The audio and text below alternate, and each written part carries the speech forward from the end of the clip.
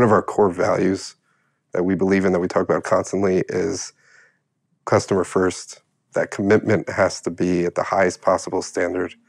So what does that mean as an idea internally, how we view our commitment to customers, and also in practice, what does that look like? Yeah, well, I mean, the enterprise browser is not a set it and forget it, never think of it again, wait till it beeps kind of solution. It is a target platform. It's a platform that becomes essential to business, to the IT team, to the end user, to security. And so as a result, we need to work with those organizations. And not in the old way of support, of call me when it's broken, but instead, let's discuss the alternate value propositions that can be unlocked. Let's make sure we're engaged in bringing that additional value and capability.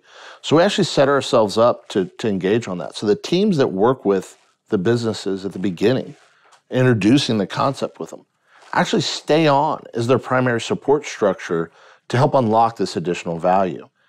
And as we move, for most organizations that never had a support contract for their browser, they now have a very collaborative company that is looking not only to get them what they need to get their short-term use cases, but we're going to sit there and build roadmaps and templates and identify additional value props that they can get out of this same platform.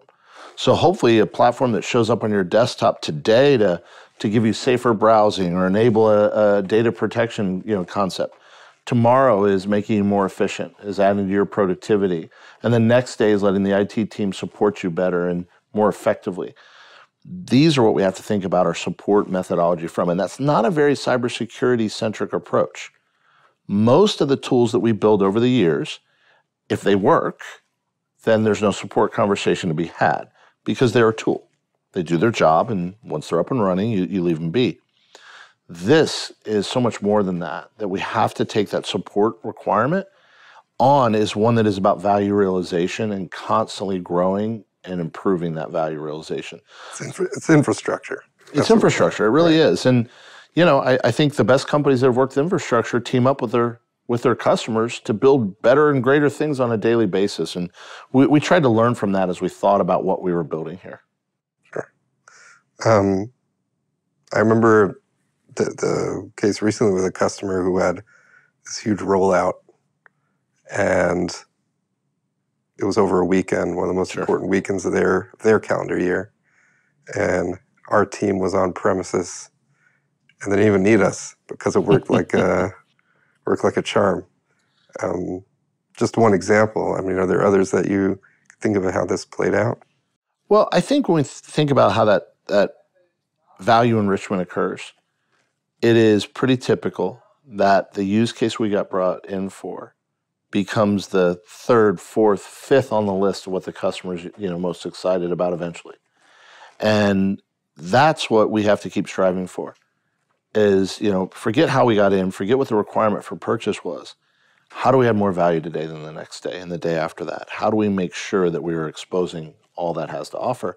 And how do we make sure that we're listening to the customer well enough that when they have, features, capabilities that are blocking from unlocking that value, that we capture those and deliver on that? We have built an organization in R&D, which is quite large now, over 100 engineers, and we're turning around features in days. And features from freezing tabs to data injection to privacy requirements to logging are taking days to get back from the customer. And that's a testament to the design we have as well as the engineers. But most importantly, those customers can get that value and unlock it quickly and guide us to where the next value realization is. This is what our future needs to be.